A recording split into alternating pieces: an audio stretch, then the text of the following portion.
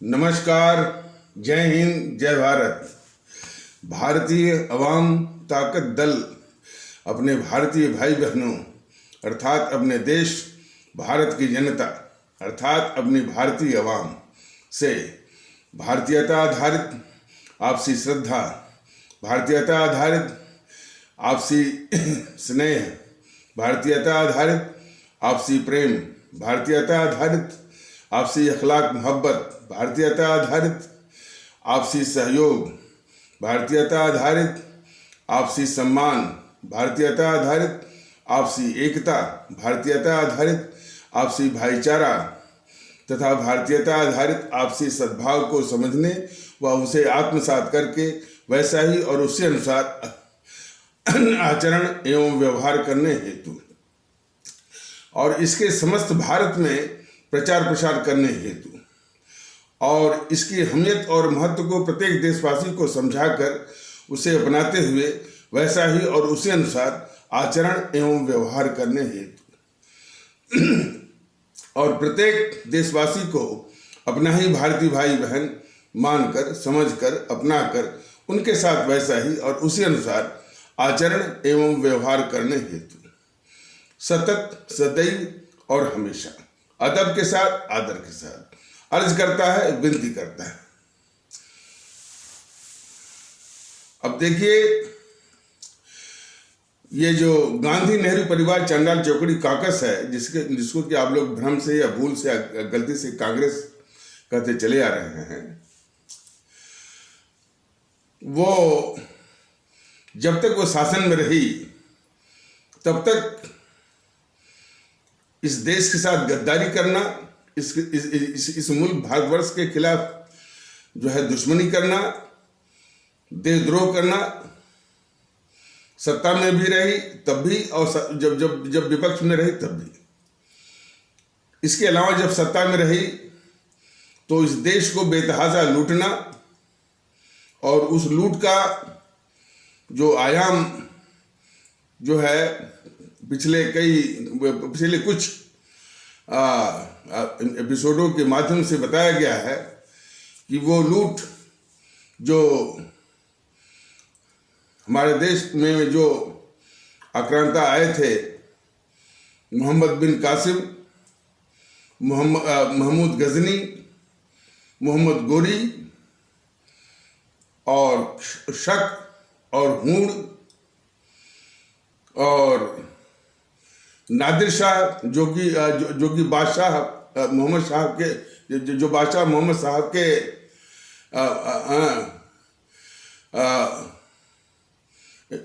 मोहम्मद शाह करके एक बादशाह था भारत का, मुगल बादशाह, उसके ज़माने में आया था नादिर शाह ईरान से। तो वो भी एक लुटेरा था और ये अंग्रेज। तो इनकी लूट को यदि जोड़ दिया जाए और उसमें मुद्रास्फीति का कारक यानी मतलब इन्फ्लेशन फैक्टर लगा दिया जाए, उसके बाद भी लाखों करोड़ों गुना जो है इस जीएनपीसी ने, गांधी नेहरू परिवार चांडाल चौकड़ी कॉकस ने, या जिसको कि आप लोग भ्रम से या भूल से या गलती से कांग्रेस कह रहे हैं, उसने इस देश को लूटा है। बराबर ये कहती है कि हमने देश में सड़क, बिजली, पानी दिया है। सड़क, बिजली, पानी जितना दिया है उसका हजारों लाखों करोड़ गुना इस देश को उसने लूटा है। वो इस देश के दुश्मन है। अंग्रेज भी जब आए थे तो अपने व्यापारिक हितों को देखते हुए इस देश में, जबकि इस देश में रेल लाइन वो 1 इंच भी नहीं थी, और उन्हीं सबों ने अपने व्यापारिक हितों को देखते हुए इस देश में रेलवे का तंत्र, रेलवे नेटवर्क बिछाया, पोस्टल नेटवर्क दिया, टेलीग्राफ नेटवर्क दिया, और वो उच्च न्यायालय और जो है वो और जो है फेडरल कोर्ट वो बनवाई, मतलब कि न्यायिक व्यवस्था या न्यायपालिका की स्थापना की, कई कानून बनाए। तो इसका मतलब ये नहीं था कि वो अंग्रेज हमारे इस देश के दुश्मन नहीं थे। तो यदि ये जेएनपीसी कहती कि हमने बिजली पानी सड़क दिया, तो वो इस देश की दुश्मन है, मैंने दुश्मन है। यह चरित्र जो धुलता नहीं है, वो दुश्मन है और देश की लुटेरी है। और इसने जितने भी हमारे संस्थान हैं, संस्थाएं हैं, संवैधानिक और कानूनी, और वो चाहे वो संसद हो, चाहे न्यायपालिका हो, चाहे वो चुनाव आयोग, इलेक्शन कमीशन ऑफ इंडिया हो, चाहे सीबीआई हो, ईडी हो, सबको बंधक बना करके अपने लूट के रास्ते को निष्कंटक बनाया, प्रशस्त बनाया और अपने लूट के पाप को ढकवाया। और हमारी जनता को उसने नारकीय जीवन दिया। और खास करके जिनको जो है वोट बैंक की तरह इस्तेमाल किया, उनका मानसिक दोहन किया, उनको सबसे अधिक जो है वो नारकीय जीवन दिया और देश को बांट करके तार किया। तमाम वो दंगे करवाए और दंगों में आंकड़ा है कि 1 लाख से अधिक लोग मारे गए। और 84 का तो जो कत्लेआम इसने करवाया उसे देश ने भी देखा है। और देश का विभाजन तो खैर वो हमारे देश की सबसे बड़ी ट्रेजेडी, सबसे बड़ी जो है वो मैंने व्यथा कथा, सबसे बड़ी त्रासदी, सबसे बड़ी ऐतिहासिक और राष्ट्रीय त्रासदी भारत विभाजन, जिसके चलते 25 से 30 लाख भारतीय भाई बहनों ने जान गंवाई, 3 करोड़ से ऊपर लोगों के घर उजड़े, पाकिस्तान नाम का एक टुकड़ा निकला भारत से, जो कि अंतर्राष्ट्रीय भारत विरोधी अंतर्राष्ट्रीय साम्राज्यवादी ताकतों के गोद में बैठ करके उसके शह से और उनके सभी सैन्य और आर्थिक सहयोग से भारत के खिलाफ लड़ता रहा और भारत को खून बहाता रहा। अर्थात भारत को परमानेंट, मेरे एक अस्थायी रूप से खून बहाने के लिए एक पाकिस्तान का निर्माण किया गया। ये पूरी जो साजिश है, पूरी करतूत है, उसमें 2 भारत के सबसे बड़े गद्दार मोहनदास करमचंद गांधी और गद्दार जवाहरलाल नेहरू की साजिशों का, करतूतों का वो ये परिणाम है। और इससे भी बड़ी साजिश इन समूहों ने करके इसका इल्जाम जो है वो जिन्ना साहब के मत्थे मर दिया। और आज भी वही मानसिकता फैलाई जा रही है कि देश विभाजन फैलाई जा रही है। और देश विभाजन का इल्जाम वो जिन्ना साहब के मत्थे ही रहे। और इस तरह की साजिश, इस तरह की मानसिकता पूरी व्याप्त है। अब आप लोग देखते होंगे कि टीवी चैनलों पर जो है वो आतंकवादियों को जिन्ना की सेना के रूप में ये तमाम देश के चैनल, तमाम देश की मीडिया जो है इस तरह से दिखाती रहती है और उनको शैतान के रूप में पेश करके इन दोनों गद्दारों को, गद्दार मोहनदास करमचंद गांधी और गद्दार जवाहरलाल नेहरू, जिन्होंने इस देश को बांटा। और देश विभाजन हमारे देश में हमारे देश के इतिहास में सबसे बड़ी त्रासदी है। तो वो जेएनपीसी और इसके और जो है और हमारे राष्ट्रीय विभूतियों को हत्याएं करवाई। जवाहरलाल नेहरू ने हमारे परम आदरणीय राष्ट्रभक्त शिरोमणि नेताजी सुभाष चंद्र बोस को को रूसी शासकों से मिलकर के मरवाया। डॉक्टर श्यामा प्रसाद मुखर्जी को जम्मू कश्मीर की जेल में वो मिलकर मरवाया। और यहाँ तक कि जो मोहनदास करमचंद गांधी जिसने कि भारत को बांट करके इसको सत्ता दिलवाई थी मोहनदास करमचंद गांधी को, तो सिर्फ इस आशंका के चलते कि किसी दिन ये मोहनदास करमचंद गांधी जो कि उस साजिश, जो कि भारत विभाजन की साजिश में बराबर का वो हिस्सेदार था, तो किसी वक्त भी मुंह न खोल दे और देश के सामने ये उजागर न कर दे और जवाहरलाल नेहरू को बेनकाब न कर दे, तो उस मोहनदास करमचंद गांधी को भी रास्ते से हटाने के लिए जो है वो उसकी हत्या में भी ये गद्दार जवाहरलाल नेहरू शामिल था। ये बात जरूर है कि इस गद्दार जवाहरलाल नेहरू को बचाने के लिए आरएसएस आ गई थी और उसने नाथूराम गोडसे को वो सामने कर दिया और नाथूराम गोडसे को सिखा पढ़ा करके उसके दिमाग में भर करके और वो यही और उसको यही रट मारने के लिए भेजा गया कि हमने गांधी को मारा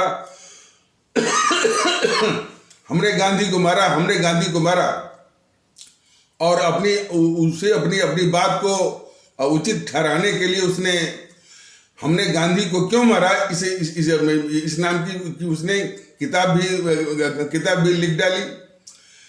तो ये जेएनपीसी तो इस देश की सबसे बड़ी अभिशाप है ही। आरएसएस भी उतनी बड़ी अभिशाप है जो कि शुरू से इस गद्दार जेएनपीसी को बचाती रही है। तो नाथूराम गोडसे जो आरएसएस ने नेहरू को जो बचाया है वो गांधी की हत्या से, तो बचाया है, यह भी आरएसएस की एक बहुत बड़ी गद्दारी है। आरएसएस इस देश की जो कि कहती है कि हम जो है हम एक सांस्कृतिक संगठन है, राजभक्ति के संगठन है और हम सामाजिक संगठन है, ये सब मिथ्या है। वो जो है इस जेएनपीसी को हर वक्त बचाने की जो करतूत है, जो जेएनपीसी इस देश के लिए सबसे बड़ी अभिशाप है, उसको हमेशा ये बचाने का जो षड्यंत्र किया है इसने आरएसएस ने, तो वह भी इस देश की बहुत बड़ी गद्दार है। और उस गद्दार जवाहरलाल नेहरू की बेटी गद्दार इंदिरा गांधी ने भी हमारे कई विभूतियों को, पंडित दीनदयाल उपाध्याय को मरवा करके मुगल सराय रेलवे स्टेशन के यार्ड में उनके शव को बहुत अपमानजनक स्थिति में मुगल सराय रेलवे स्टेशन के यार्ड में फेंकवाया। अपने ही सहयोगी ललित नारायण मिश्र को मरवाया। हमारे शास्त्री जी को मरवा करके सत्ता इसने वो हथियाई। और इन सभी का, चाहे दीनदयाल उपाध्याय, चाहे पंडित दीनदयाल उपाध्याय हो जनसंघ के, चाहे शास्त्री जी हों हमारे देश के भूतपूर्व प्रधानमंत्री, चाहे उसी के जो मंत्रिमंडल के सहयोगी ललित नारायण मिश्र, और चाहे एक बैंक का कर्मचारी नागरवाला। और नागरवाला का किस्सा ये है कि नागरवाला जो है वो इसी इंदिरा गांधी की आवाज़ निकाल करके बैंकों से नकदी या कैश निकलवाता था। तो बाद में जब ये आशंका लोगों को हुई कि क्या इंदिरा गांधी भी बैंकों से बोल करके नकदी या कैश और बड़ी मात्रा में कैश निकलवाती थी, क्या इस आशंका के फैलने से पहले ही इस इंदिरा गांधी ने उस बैंक कर्मचारी नागरवाला को मरवा दिया। और किसी की भी जो है ये गद्दार इंदिरा गांधी ने जांच होने नहीं दिया। 1971 में हमारी सेना ने 93,000 जो है पाकिस्तानी सेना को जो समर्पण जो आत्मसमर्पण मतलब सरेंडर जो करवाया था, उसको इस इंदिरा गांधी ने वैसे ही दे दिया। और हमारे देश के जो युद्धबंदी पाकिस्तान के कब्जे में थे, उसके लिए इसने बात भी नहीं किया और न उनको छुड़वाया। हमारी भारतीय सेना ने अब अपनी शहादत और कुर्बानी दे करके उस 1971 के युद्ध में जो पाकिस्तान की जमीन जीती थी, उसको भी इस गद्दार इंदिरा गांधी ने जो है उसको भी वापस वो दे दिया। और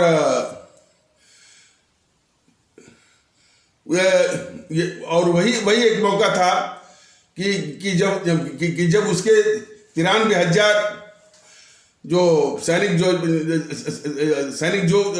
को जिसको कि हमारी भारतीय सेना ने आत्मसमर्पण या सरेंडर करवाया था, उसके बदले ये जो माने पाक अधिकृत कश्मीर है, उसको बड़े आसानी से लिया जा सकता था। वो भी इस गद्दार इंदिरा ने लिया नहीं। तो ये तमाम गद्दारी जिस पर ये झूठा जो है ये JNPC वाले, गांधी नेहरू परिवार चंडाल चौकड़ी वाले कहते हैं कि ये कहते हैं कि ये पाकिस्तान के दो टुकड़े की बात नहीं, दो टुकड़े की बात ही नहीं। हमारे भारतीय सेना ने जो भी किया वो उसके दो टुकड़े किए। और हमारी भारतीय सेना के द्वारा 93,000 पाकिस्तानी सैनिकों का जो आत्मसमर्पण करवाया था, उसको इसने यूं ही दे दिया। और हमारे देश के जो युद्धबंदी पाकिस्तान के कब्जे में थे, उसके लिए इसने बात ही नहीं की। और न तो वो छुड़वाया उनसे। और 93,000 जो युद्धबंदी थे पाकिस्तान के, उसके बदले में जो है पाक अधिकृत कश्मीर जो कि अवैध कब्जा है इसका पाकिस्तान का, तो उसको आसानी से लिया जा सकता था। उसको भी इस गद्दार इंदिरा गांधी ने लिया नहीं। और सबसे बड़ी बात कि जब नया बांग्लादेश बना था पूर्वी पाकिस्तान, तो उसको आशंका थी किसी जो है वो जो है संरक्षण चाहता था भारत का। और उसने ऑफर भी किया था, मुजीबुर रहमान जो नेता था, उसने ऑफर भी किया था कि हम भारत में विलय चाहते हैं। तो ये फिर जो ये गद्दार इंदिरा गांधी जो है उस बांग्लादेश को जो है वो विलय नहीं होने दिया। और यदि उसमें विलय हो गया होता तो फिर जो बांग्लादेशी घुसपैठ की समस्या भी चली जाती। जो आज ये बहुत बड़ा एक नासुर बन गई है कि बांग्लादेशी घुसपैठी, NRC और क्या जो है ये तमाम समस्याएं होती ही नहीं। तो इन सारी समस्याओं की जड़ में भी वो गद्दार इंदिरा गांधी है।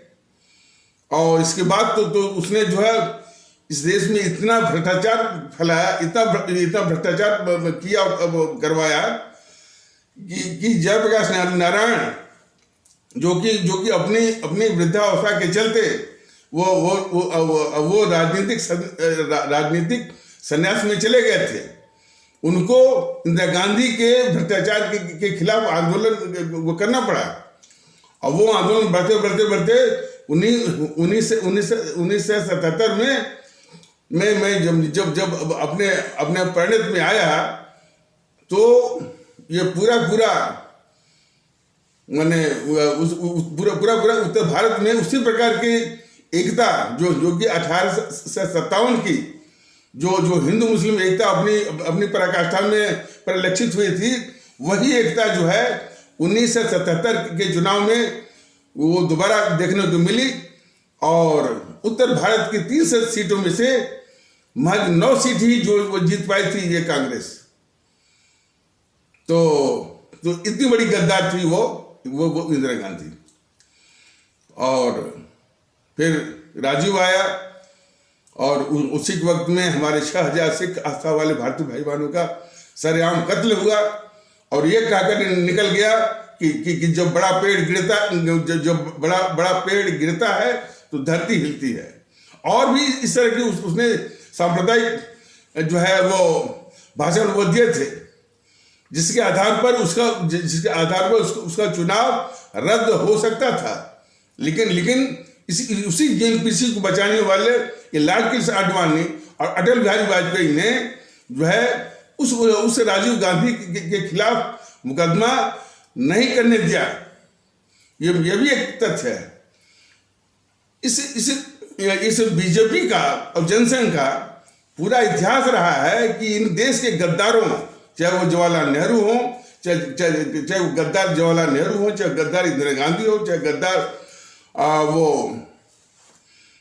ये राजीव गांधी हो, और इसमें जो ये गद्दार जो है ये राहुल गांधी है, इसको हमेशा बचाने का काम इस बीजेपी वालों ने किया है। तो बीजेपी वाले भी इस देश के बहुत बड़े गद्दार हैं। तो हर वक्त जो है ये सब झूठ और अफवाह इनका बहुत बड़ा हथियार है। झूठ और अफवाह के द्वारा हमारे जो अवाम है, जो कि इसको सजा दे सकती है, उसको हमेशा भ्रमित करना और बरगलाना, वो भी बीजेपी के शासनकाल में और बीजेपी के नेताओं के सामने। एक नमूना आप बता रहे हैं कि जब से ये विपक्ष में है, जब से इसके हाथ से सत्ता गई है 2 बार लगातार, 2014 में और 2019 में, तब से बराबर वो झूठ बोलती रही है। राफेल के मामले में ये मोदी ये राहुल गांधी, ये गद्दार राहुल गांधी बोलता रहा कि ये मोदी चोर है। बीजेपी की या मोदी महोदय की इतना नैतिक बल नहीं हुआ कि जिस जेएनपीसी ने इस देश में डकैती डाली है, और उसके डकैती का आलम यह है कि उसके लूट के द्वारा जमा किए गए काले धन का आयाम इसमें है 12 लाख करोड़ है। 12 लाख करोड़ वाले काले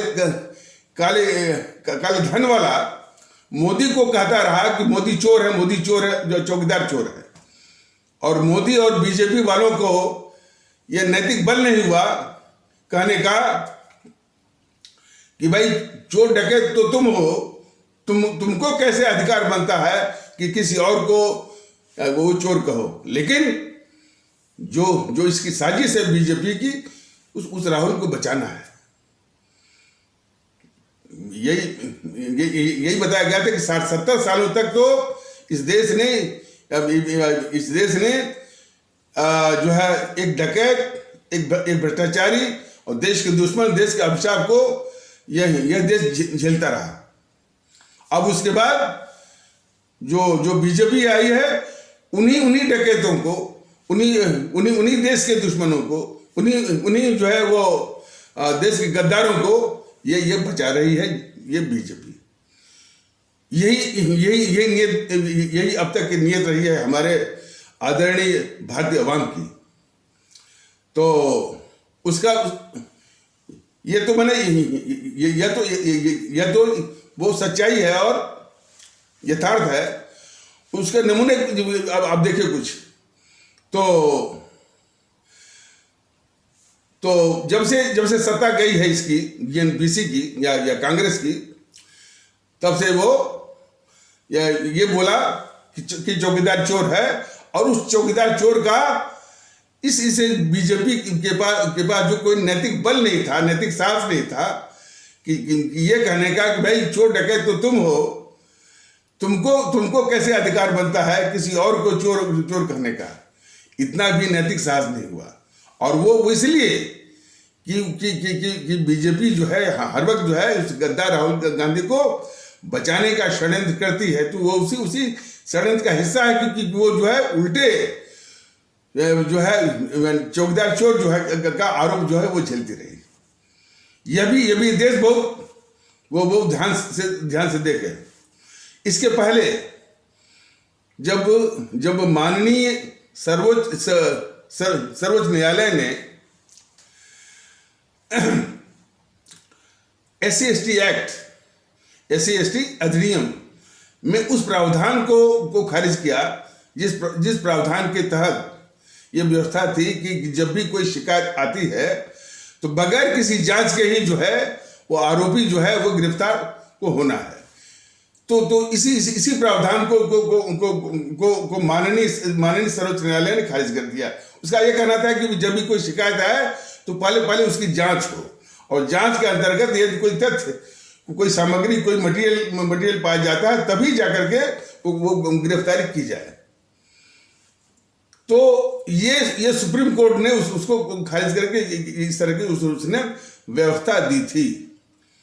लेकिन ये गद्दार राहुल गांधी, चंद्रशेखर रावण जो कि बीएसपी की एक भीम आर्मी है, बीएसपी की एक शाखा भीम आर्मी है, उसका मुखिया या अध्यक्ष जो है वो चंद्रशेखर, और उसको रावण कहते हैं। तो उस चंद्रशेखर रावण से मिलकर के ये गद्दार राहुल गांधी पूरे देश में झूठ, अफवाह और हिंसा इसने फैलवाई, काफी लोगों की जान गई। तो इतना वो झूठ बोलता रहा है, हमेशा झूठ बोलता रहा है ये। तो बाकी तो खैर इसकी गद्दारी जो है डोकलाम के मुद्दे पर भी है। जब इसने सर्जिकल स्ट्राइक पर सबूत मांगा तब भी इसकी गद्दारी रही है। हमारे बालाकोट स्ट्राइक पर जब इसने सबूत मांगा तब भी इसकी गद्दारी रही है।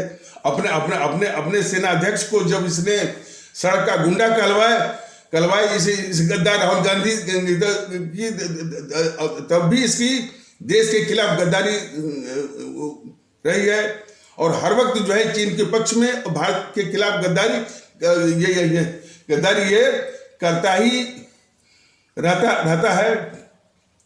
पाकिस्तान के पक्ष में हमेशा जो है ये बोल करके अपने देश के खिलाफ गद्दारी करता ही रहता है। ये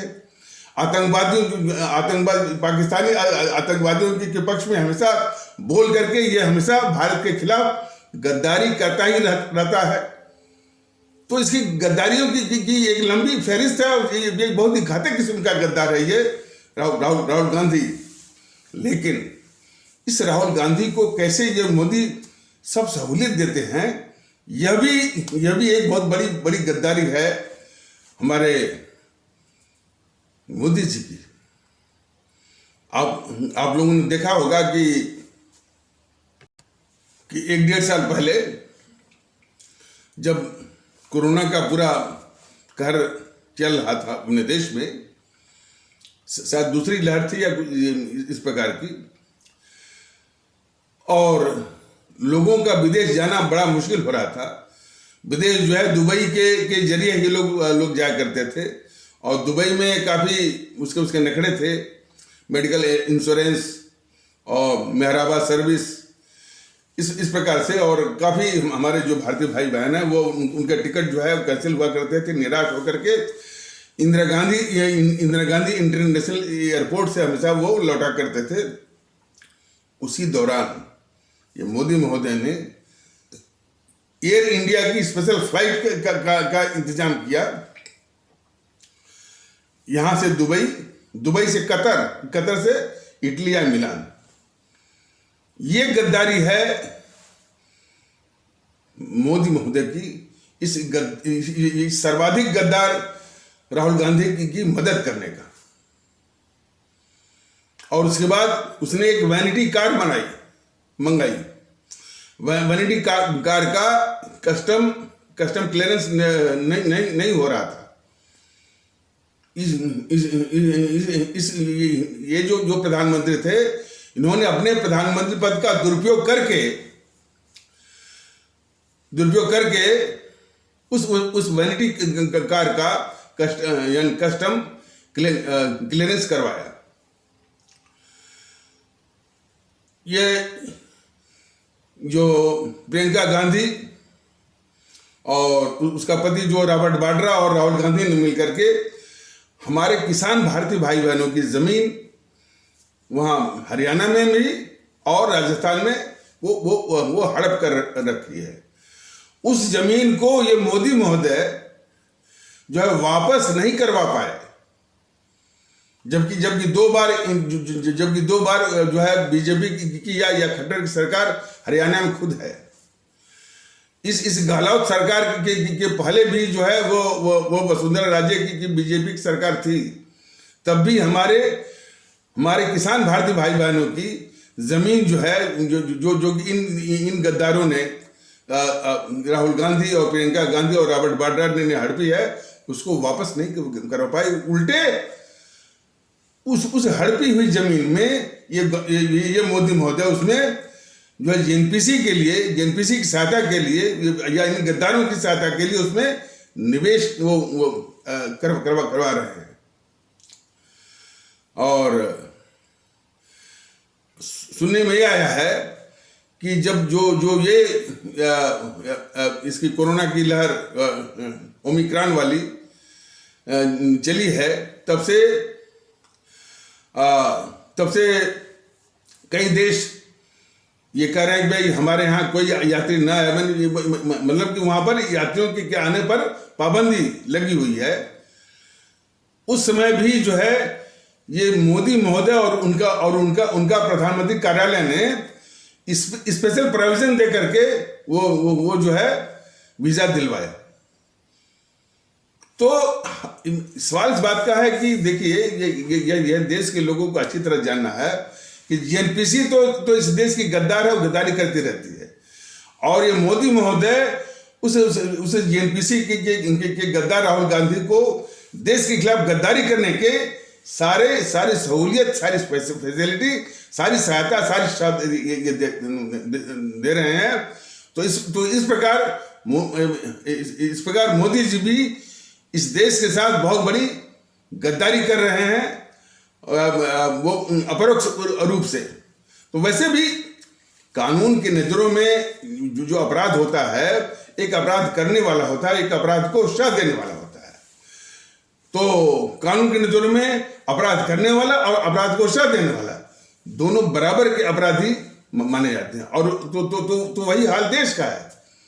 देश के साथ जो है एक गद्दारी करे और दूसरा उसको गद्दारी करने के लिए सजा दे, दोनों बराबर के गद्दार होते हैं।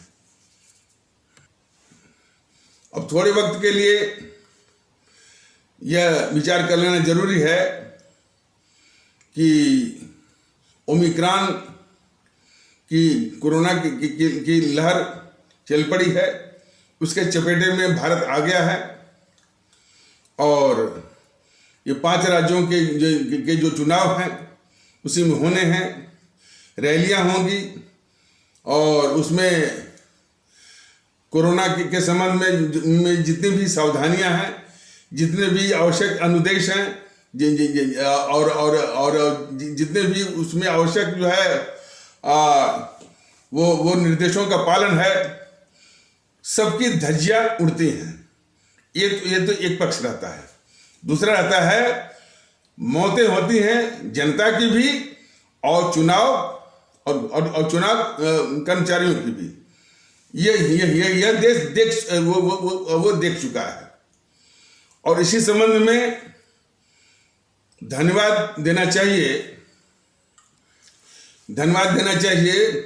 माननीय इलाहाबाद उच्च न्यायालय को, जिसने कि इस बात का स्वतः संज्ञान लेकर के यह बात देश के सामने रखी कि जान है तो जहान है, और इस चुनाव को टाला जाए। पहले लोगों की जान बचाई जाए, चुनाव बाद में। और बात भी सही है। तो और सुना है कि माननीय उत्तरांचल या उत्तराखंड माननीय उत्तराखंड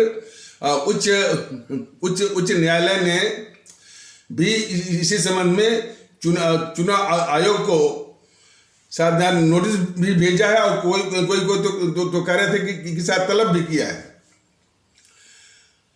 भारतीय आवाम ताकत दल का ये कहना है कि जो पिछले चुनाव खास करके पश्चिम बंगाल इत्यादि में और यूपी के और उत्तर प्रदेश के पंचायत चुनाव को देखते हुए, जिसमें कि चुनाव कर्मचारियों की भी और जनता की भी काफी मृत्यु हो गई थी और वो काल के गाल में समा गए थे, तो यह देश ने देखा है। और इसी में वो माननीय मद्रास उच्च न्यायालय ने यहाँ तक कि उसको कहना पड़ा कि क्यों न चुनाव आयोग पर हत्या का मुकदमा चलाया जाए। अब जबकि ये पूरे देश को मालूम हो गया कि ओमिक्रॉन की कोरोना के लहर के गिरफ्त में, उसके चपेट में भारत आ गया है, तब भी ये सत्ता की लोलुप जो पार्टियां हैं वह जो है इसी कोरोना काल में ही जो है वो चुनाव कराने के पक्ष में मैंने दिख रही हैं शायद, लेकिन एक दिखावे के रूप में शायद कोई समाजवादी पार्टी का कार्यकर्ता या नेता, कोई समर्थक जो है वो जो है माननीय इलाहाबाद उच्च न्यायालय में याचिका दायर की है, लेकिन हो सकता है कोई दिखावटी हो, जबकि उसकी समाजवादी पार्टी जो है चाहती है कि माने जो उसके संकेत हैं कि चुनाव जो है इसी कोरोना की अवधि में और जल्दी कराया जाए। तो सवाल इस बात का है कि इन पार्टियों को लोगों की जान की फिक्र नहीं है, पाखंड जरूर है, लेकिन वो लोगों की लाशों पर सत्ता हथियाने की ये साजिश कर रहे हैं। देश ने देखा होगा और देश जानता है कि लोगों की लाशों पर 25 से 30 लाख लोगों की लाशों पर इस जेएनपीसी कांग्रेस ने सत्ता हथियाई थी 1947 में। उसी तरह की हवस जो है वो आजकल की पार्टियों को हो गया कि लोगों की लाशों पर भी ये सत्ता हथियाने या चुनाव करवाने की साजिशें चल रही हैं। अब ये देश को फैसला करना होगा, देश की संस्थाओं को फैसला करना होगा कि लोगों की जान बचानी है या इनके लिए सत्ता या इनके लिए सत्ता हथियाने की हवस को पूरा करवाना है। ये फैसला जो है वो देश के लोगों को और देश की संस्थाओं को करना है। तो इसलिए भारतीय आवाम ताकत दल माननीय सर्वोच्च न्यायालय से ये दरख्वास्त करता है, और हो सकता है कि इस तरह का एक आवेदन पत्र भी वो भेजा जाए मेरी ओर से, और जो श्री वो NV रमन्ना जी को जो कि हमारे माननीय मुख्य न्यायाधीश भारत गणराज्य हैं, कि आप जो है समय रहते इसमें दखल दीजिए। घटना होने के बाद, लोगों के मरने के बाद जो है सर्वोच्च न्यायालय का या उच्च न्यायालय गण का सक्रिय होने का कोई मतलब नहीं है। पहले जिस प्रकार से माननीय इलाहाबाद उच्च न्यायालय जो है अपनी सक्रियता दिखाई, अपनी जागरूकता दिखाई, और भारत के लोगों की जान बचाने के संबंध में जो है वो जो है उसने संजीदगी दिखाई, संवेदनशीलता दिखाई। वही संवेदनशीलता, जागरूकता जो है हमारे जो माननीय सर्वोच्च न्यायालय को भी दिखानी पड़ेगी, और उसमें सुओ मोटो जो है संज्ञान लेकर के, कॉग्निजेंस लेकर के जो उपयुक्त आदेश, उपयुक्त निर्देश जो है आप जारी करें, खास करके जो है वो चुनाव आयोग को और सरकारों को। नहीं तो जो कि नज़ारा दिख रहा है, परिदृश्य दिख रहा है। कल मैंने जो है एक यूट्यूब में देखा कि वो जो माहौल क्या है, राजीव रंजन इसका न्यूज 24 वाला, तो वो जाकर के वहाँ हजरतगंज में, जो कि लखनऊ के हजरतगंज में, कह रहा कि सारी पॉलिटिकल पार्टियां चाहती हैं कि जो है चुनाव समय पर हो, और चुनाव आयोग की जो भी हरकतें दिख रही हैं उसकी, वो भी जो है इन्हीं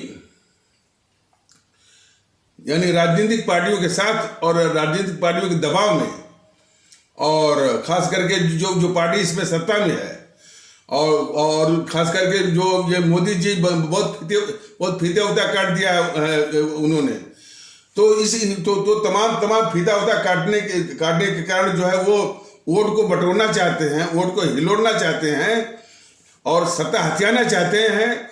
लोगों की लाशों पर जो है उसी हवस को पूरा करने में ये चुनाव आयोग भी लगता है कि उन्हीं के दबाव में वो साथ देते हुए दिख रहा है। तो यही दरख्वास्त है कि यदि ऐसी घटना होती है कि लोगों की लाशों पर जो सत्ता हथियाने की साजिश ये बीजेपी जो कर रही है, और चुनाव आयोग भी जो साथ दे रहा है, तो ऐसी और यदि किसी की भी जान जाती है, एक भी हमारे भारतीय भाई बहन की जान जाती है, तो माननीय सर्वोच्च न्यायालय और माननीय उच्च न्यायालय गण से ये विनम्र विनती है, दरख्वास्त है कि वो जो है वो सिर्फ चुनाव आयोग ही नहीं, बल्कि जो राजनीतिक पार्टियां हैं उनको मुखिया जैसे जेपी नड्डा पर भी, प्रधानमंत्री मोदी पर भी, राहुल गांधी पर भी, सोनिया गांधी पर भी, और जो है अखिलेश यादव पर भी, और मायावती के ऊपर भी जो है हत्या का, और भी जितनी पार्टियां हैं, आम आदमी पार्टी है, अकाली दल है, सबके ऊपर जो है हत्या का मुकदमा जो चलवाने का आदेश देंगे।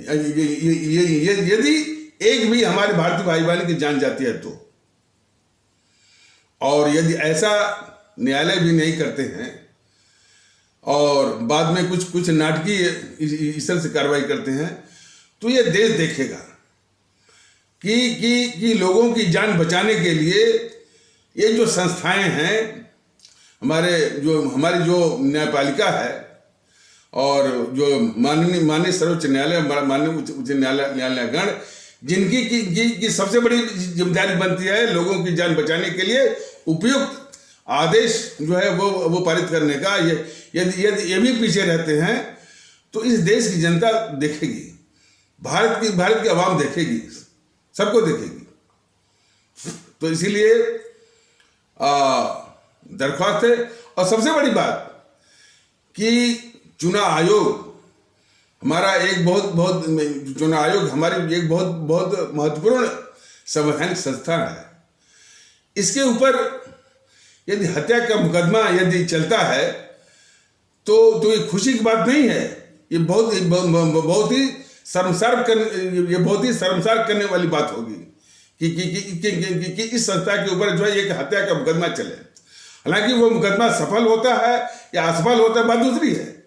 यह देश के लिए जो है वो शर्मसार वाली बात होगी कि इस संवैधानिक संस्था के ऊपर जो हत्या का मुकदमा चले।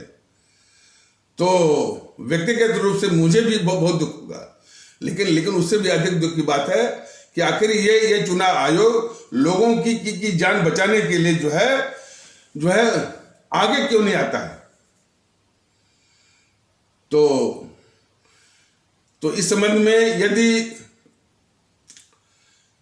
राजनीतिक दल और सत्ताधारी दल और चुनाव आयोग यदि लोगों की जान लेने पर आमादा है और जो है और इन सत्ता हथियाने की हवस पूरा करने वालों के मंसूबों को पूरा करने में ही जो है मंसूबों को पूरा करने में ही ये चुनाव आयोग अपना कर्तव्य देख रहा है।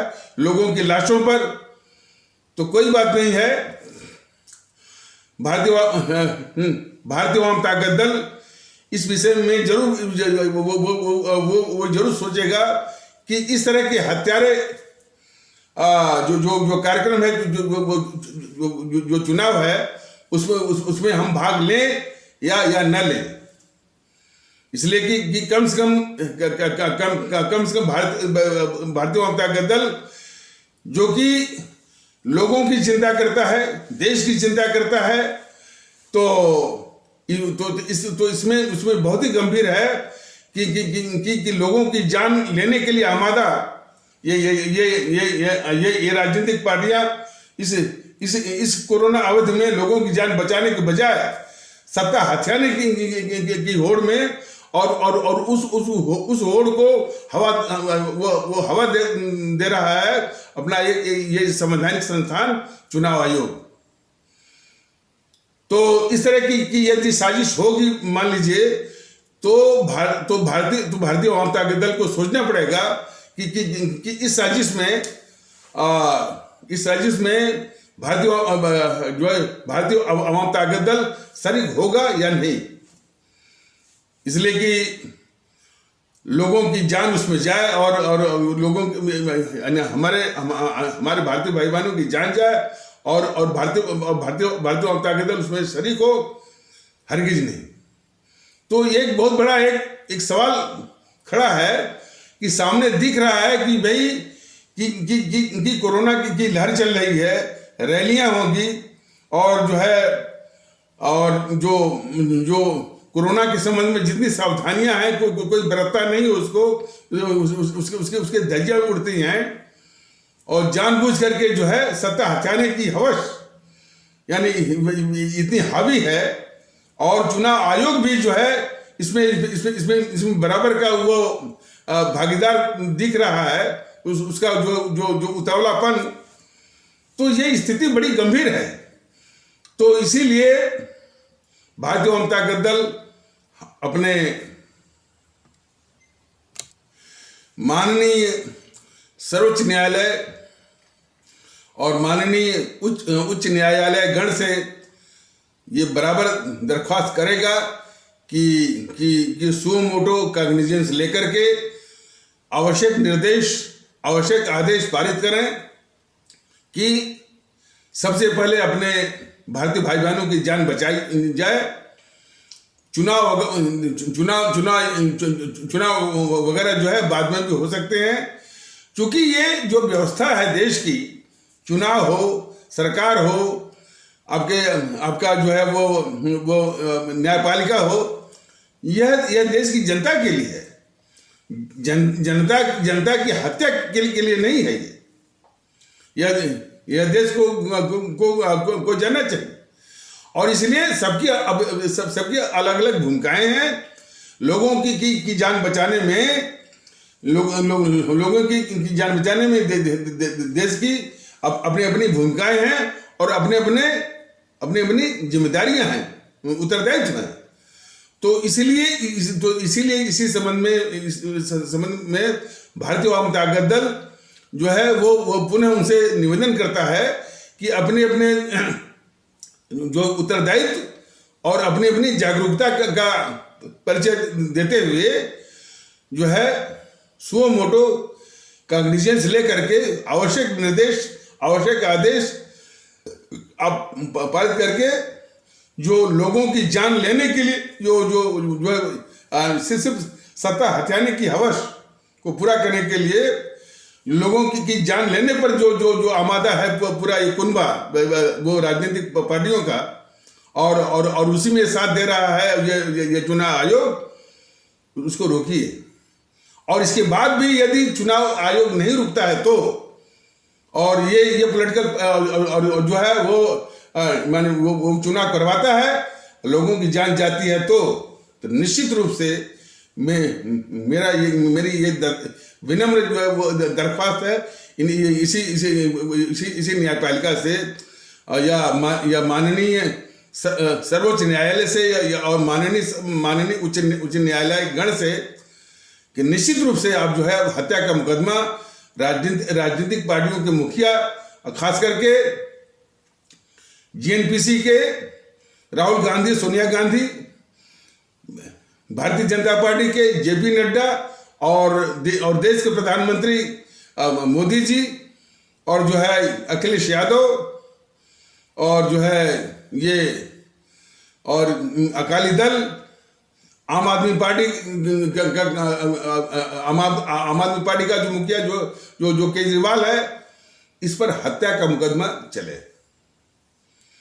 तभी ये पार्टियों के मंसूबे जो है मंसूबों पर काबू होगा, और ये सबकी जिम्मेदारी बनती है। और सबसे पहले जिम्मेदारी बनती है न्यायपालिका की, सबसे पहले जिम्मेदारी बनती है माननीय सर्वोच्च न्यायालय की, माननीय उच्च न्यायालय गण की बनती है कि वो अपनी जिम्मेदारी निभाएं, अपने लोगों की जान बचाने की जागरूकता का परिचय दें। और ये निवेदन बराबर भारतीय जनता दल और मैं करता रहूंगा यूट्यूब के माध्यम से, और हमको पूरा विश्वास है कि इस यूट्यूब को अधिक से अधिक लोग वो प्रसारित करेंगे, और ये यूट्यूब की गूंज जो है हमारे उन क्रमशः संस्थाओं और उन संस्थाओं के मुखिया के पास जो है वो पहुंचेगी। और ये हमारे देश के लिए, हमारे देश की जनता की जान बचाने के लिए, दोनों के लिए बहुत आवश्यक है। तो वो ये बताया जा रहा था कि ये जेएनपीसी एक तो माने सारे अपराध, देश को लूटना, देश के साथ गद्दारी और झूठ और अफवाह। तो इसके पहले जो है वो जो SC/ST एक्ट में जो माननीय सर्वोच्च न्यायालय ने जो संशोधन किया था, तो उसको ये झूठ बोल करके कि मोदी जी ने जो है वो SC/ST का आरक्षण ही खत्म कर दिया पूरे देश में, अफवाह, झूठ और हिंसा फैलवाई और काफी लोगों की जान गई। फिर इसके बाद जो है राफेल के मुद्दे पर ये उल्टा बोलता रहा कि मोदी चोर है, चौकीदार चोर है, और जो है मोदी जी और बीजेपी वालों का नैतिक साहस नहीं हुआ इतना भी कहने का कि नहीं भाई चोर डकैत तो तुम हो। और इसके बाद जो है CA पर इन सबों ने झूठ फैलाया कि हमारे जो इस्लाम आस्था वाले भारतीय भाई बहन की नागरिकता खत्म हो जाएगी, पाकिस्तान भगा दिए जाएंगे, डिटेंशन कैंप में जो है वो रख दिए जाएंगे, तमाम तरह के झूठ। और फिर जब कृषि कानून आया तो मोदी ने सब बेच दिया है, हवाई जहाज, रेलवे, फलाने ठिकाने, और ये अब जो है किसानों की जमीन भी उद्योगपतियों और व्यापारियों के हाथ में बेचने जा रहा। फिर झूठ फैलवाया। मैंने जेएनपीसी ने और वाम दलों के साथ मिलकर के, और मोदी ने सब बेच दिया। बस ये कहता है कि हमने जो 70 साल में बनाया, मोदी ने सब बेच दिया।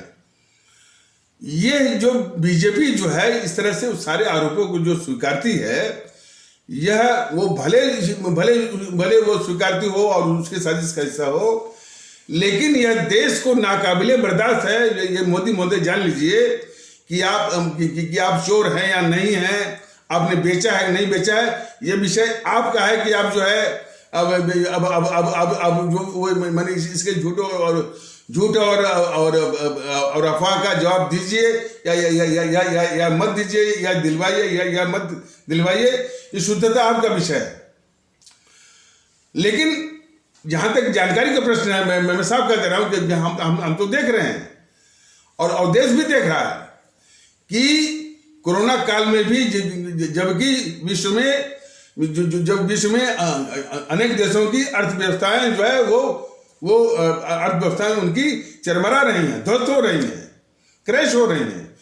उस दौरान भी इस देश में आपके तत्वावधान में तमाम जो है वो आर्थिक ढांचा जो है या उसका इंफ्रास्ट्रक्चर खड़ा करने की तमाम कार्यक्रम, तमाम गतिविधियां चल रही हैं, ये तो मालूम है। लेकिन आप में और आपके जो है 12 करोड़ जो कार्यकर्ता हैं, उनमें ये नैतिक बल नहीं हो रहा है कि ये जो झूठ और अफवाह जो ये फैला रही है एनपीसी की मोदी ने सब बेच दिया, मोदी ने सब बेच दिया, उसका जवाब दे सकें, उसका प्रतिकार कर सकें और झूठ और अफवाह के इस बादल को, इस धुएं की काट निकाल सके। ये न तो नियत है न तो मंशा है। और इसका एक साफ उदाहरण जो है वो कल के एक डिस्कशन में शायद जो है ये वो जो अमिश देवगन का चलता है आर पार, वो सुधांशु त्रिवेदी खड़ा था, बीजेपी का प्रवक्ता मोदी महोदय जानिए, वो आपका प्रवक्ता जो है सुधांशु त्रिवेदी खड़ा था। वहीं पर बगल में जो है एनपीसी का जो है आलोक शर्मा कर रहा है कि हमने जो 17 सालों में बनाया मोदी जी ने बेच दिया, और वो सुधांशु त्रिवेदी हंस रहा था। उसको जरा भी उसके आत्माधिकारी नहीं कि ये एक डकैत कह रहा है, जिसने इस देश को लूटा है, वो उल्टे कह रहा है कि इनको कह कि मोदी ने बेच दिया और हमने जो 17 सालों में बनाया, हमने जो 17 सालों में बनाया उसको मोदी जी ने बेच दिया। ये सारी चीजें दिखाती हैं कि किस प्रकार ये बीजेपी वाले और मोदी जी जो है इस गद्दार जीएनपीसी को, गद्दार राहुल को जो है देश के खिलाफ गद्दारी करने का जो है पूरी व्यवस्था, पूरी सहूलियत आप दे रहे हैं। इस प्रकार इसलिए आप भी इस देश के खतरनाक गद्दार हैं। अब उसके बाद एक और झूठ, पता नहीं ये मोदी महोदय को असर होता है कि नहीं होता है, लेकिन जब मोदी महोदय बीजेपी की रणनीति बन गई है कि इस गद्दार को बचाना है, इसलिए तो कहा जाए कि इस देश की जनता को फैसला करना है। जनता भी अभी बहुत भ्रमित है, इसी बात का बहुत दुख है। तो लेकिन फिर भी भारतीय जनता दल भारतीय एकता की जो मुहिम है और इन देश के दुश्मनों को, समाज के दुश्मनों को, समाज की यानी विघटनकारी ताकतों को जो कि राजनीतिक दलों के बेश में है, इनको ठीक से पहचानने का ठीक से पहचानने के लिए भारतीय जनता दल बराबर जो है वो अभियान जो है वो जारी रखेगा। तो अब जो है एक दूसरे किस्म का झूठ और अफवाह इसने जो रचा है एनपीसी ने कि देश में डर का माहौल है, कोई डर के मारे बोल नहीं रहा है, ये सरकार सबको डरा रही है, वो इमरजेंसी जैसी हालत है, लोकतंत्र जो है नष्ट हो चुका है, संविधान बिल्कुल नष्ट हो चुका है, दूसरा चुनाव होगा ही नहीं, इसके बाद 2024 में चुनाव होगा ही नहीं। इस तरह का झूठ और अफवाह जो है एनपीसी फैलवा रही है बीजेपी के संरक्षण में। वो जितने भी पाप कर रही है इसमें सबका जो है संरक्षण है मोदी जी का।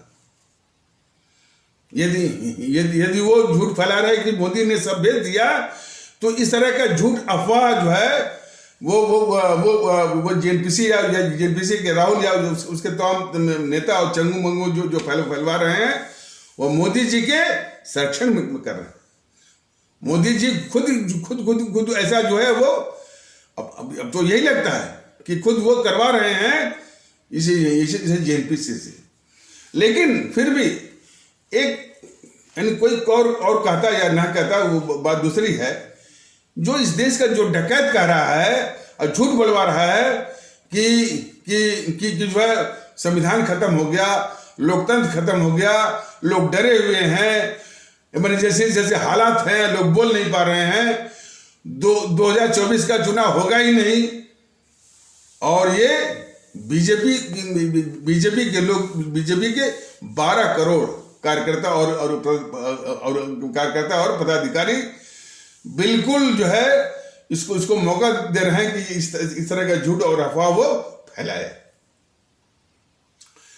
तो देश को जो दुखड़ा तो है कि भाई कि ये देश की सबसे बड़ी ऐतिहासिक गद्दार और जो है और ये दुश्मन एनपीसी मैंने हर तरह से और जब सत्ता में नहीं है तो इस तरह से झूठ और अफवाह का शिकार बना रही है। वो तो है ही। ये मोदी महोदय, बीजेपी वाले जो है पूरा मौका दे रहे हैं, पूरा साथ दे रहे हैं कि वो झूठ और अफवाह फैलाएगी कि संविधान नहीं है, लोकतंत्र नहीं है और जो है लोग डरे हुए हैं, इमरजेंसी से हालात है और 2024 में चुनाव होगा ही नहीं। तो इसके मुंह से इस तरह की बातें जो है किसी भी देशभक्त को नाकाबिले बर्दाश्त है। तो मोदी जी, आप हर तरह से जिनको भी मुल्क से मोहब्बत है, जिनको भी आवाम से मोहब्बत है, उसको आप जो है बड़ी तकलीफ दे रहे हैं। ये आपकी सबसे बड़ी जो है वो गद्दारी है, सबसे बड़ी गद्दारी है। बीजेपी के जितने सिखाए पढ़ाए छूट भैये आते हैं या उनके तोते आते हैं, वो कभी भी इन विषयों पर गंभीर नहीं दिखते हैं, न कभी इस पर बात करते हैं। सिर्फ बोलते हैं कि मेरे मोदी का क्या होगा, मेरे योगी का क्या होगा। सवाल इस बात का है कि इस तरह का जो दृष्टिकोण है अंधभक्ति का जो प्रचलन है या दृष्टिकोण है, वह राष्ट्र के लिए बहुत ही घातक है। कल का एक व्यक्तिगत अनुभव आपको बता रहे हैं, व्यक्तिगत बिल्कुल, और इसी से नमूना जरा समझिए। कुछ जो है मोदी और योगी के अंधभक्त थे, तो वो ये कह रहे थे कि भाई हमने पूछा भाई कि भाई क्या विचार है, तो उन्होंने कहा भाई विचार क्या है, बस मोदी और योगी। मैंने पूछा किस आधार पर, तो उन्होंने साफ बोला कि कोई विकल्प नहीं है। मैंने कहा कोई विकल्प नहीं है, यही बोल करके जेएनपीसी 17 सालों तक जो है वो इस देश पर अत्याचार करती रही। ठीक वही रास्ता अपना करके आज बीजेपी कर रही है कि बीजेपी लाख गलती करे और देश के साथ गद्दारी भी करे, सारे गद्दारों को पाले भी, उसको वोट इसलिए मिले कि कोई विकल्प नहीं है। विकल्प ये है, सबसे बड़ा विकल्प है इनको नष्ट करने का विकल्प है। मैंने कहा कि पहले ये इनको मैदान से हमारी जनता, हमारे आदरणीय भारतीय भाई बहन एक होकर के इनको जो है पहले नष्ट में नाबूद करें। लेकिन थोड़ा सा इसमें दुख की बात यह है कि अभी भी कुछ तबका ऐसा है जो कि भारतीय एकता की बात जो है वो अभी उनके मुंह से नहीं आ रही है। और ये उनके मुंह से नहीं आ रहा है, खास करके हमारे जो बौद्धिक वर्ग तो खैर है, बौद्धिक वर्ग तो माने हमारे देश का बौद्धिक वर्ग अमूमन कुछ अपवादों को छोड़ करके वो बौद्धिक बेईमानी का शिकार है। यानी उसमें बौद्धिक ईमानदारी के अभाव का जो है बहुत बड़ी समस्या है उसमें। इसलिए वो हर चीज को अपने व्यक्तिगत स्वार्थ के अनुसार ही वो देखता है। और ये जो विश्लेषण है और ये जो कथा व्यथा है, ये भारतीय जनता दल के अकेला नहीं है। स्वामी विवेकानंद ने बहुत पहले कहा था कि मैंने कि जब भी कोई जैसे कि ये भारतीय जनता दल देश में पूरे देश को एक करना चाहता है भारतीयता के आधार पर, और भारतीय जो है भाईचारे के आधार पर एक करना चाहता है। अभी भी काफी तबका जो है तमाशबीन बने हुए हैं। तो उसी विषय में हमारे स्वामी विवेकानंद ने 1890 के दशक में ही कहा था, the only hope is from the masses, the elite of this country is morally and physically dead. उन्होंने कहा कि सबसे पहले जो हमारे देश का जो गरीब तबका, मासे जो आम आवाम है, वो पहले आपका साथ देगी। बाकी जो है जो इलाइट वर्ग कहलाता है, जो सम्राट वर्ग है, ये हमेशा स्वार्थी किस्म का होता है और जो है हमेशा ये तमाशबीन रहता है। जब आपका वो प्रभाव देखता है तब वो आपके पास आता है। ये इस बीमारी की पहचान हमारे स्वामी विवेकानंद ने 1890 के दशक में थी, और मैं समझता हूं कि वो बीमारी आज तक चल रही है। लेकिन भारतीय जनता दल इस बीमारी से निराश नहीं है। तो उसी संबंध में जब ये दो अंधभक्त थे मोदी और योगी के कि कोई विकल्प नहीं है, तो हमने कहा एक विकल्प है कि इनको नस्ल नाबूद करने का।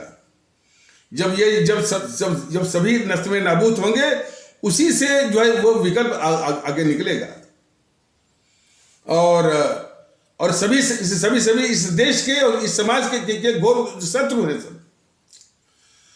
तो हमने एक बात और कही दोनों को, जो कि मोदी और दो व्यक्ति थे, मैंने दो व्यक्ति थे जो कि मोदी और योगी के एक अंधभक्त थे। हमने कहा एक बात बताइए कि जिस वक्त आपके दिमाग में आप लोगों के दिमाग में क्या है कि मोदी और योगी खुदा है, कुछ लोगों के दिमाग में ये राहुल गांधी खुदा है, कुछ लोगों के दिमाग में ये अखिलेश जो है ये खुदा है। इस प्रकार से मोदी और योगी की अंधभक्ति में मोदी और योगी को खुदा मानना, अखिलेश की अंधभक्ति में अखिलेश को खुदा मानना, राहुल की अंधभक्ति में राहुल को खुदा मानना, जिस वक्त ये आदत वो निकाल देंगे, मानेंगे कि हमारा देश जो है भारत राष्ट्र ये हमारे लिए खुदा है, हमारी आवाम पूरे देश की 135 करोड़ वो हमारा असली ईश्वर है, तब ये सारी बातें मैंने जो मैं कह रहा हूं वो आपके भी मुंह से आएगी, वो आपके भी दिमाग में बैठेगी। तो इस बात को वो लोग तुरंत मान गए कि नहीं, बात आप सही कर रहे हैं, हमारे लिए सर्वोच्चता देश की है, न तो योगी की है, न तो मोदी की है, न तो राहुल की है, न तो अखिलेश की है। यही कहा जा रहा है, सर्वोच्चता होनी चाहिए देश की, भारत राष्ट्र की और अपनी आवाम की। तो और इसी दृष्टिकोण को हमारे प्रत्येक भारतीय भाई बहन इसको अपनाएं और भारतीय एकता को मैं शरीक हूं, तभी जाकर के इनको वो शिकस्त मिलेगी। तो इन्हीं आवश्यक शब्दों के साथ इस आवश्यक परिचर्चा को यहीं पर विराम दिया जाता है। तब तक के लिए नमस्कार, जय हिंद, जय भारत।